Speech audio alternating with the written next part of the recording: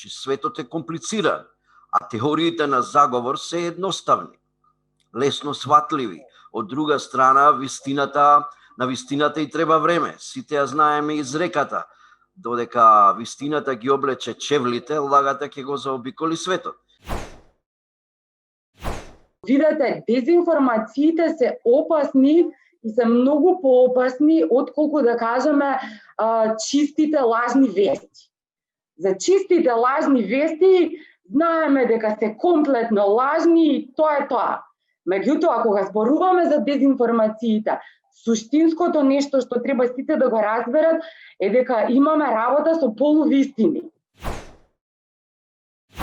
Глобализацијата, интернетот, особено социјалните медиуми, овозможуваат секоја информација да го обиколи светот во секунди, се сложувам, а подобро запакуваната информација, особено ексклузивна, бомбастична, ќе го заобиколи многу побрзо од официјалната вест.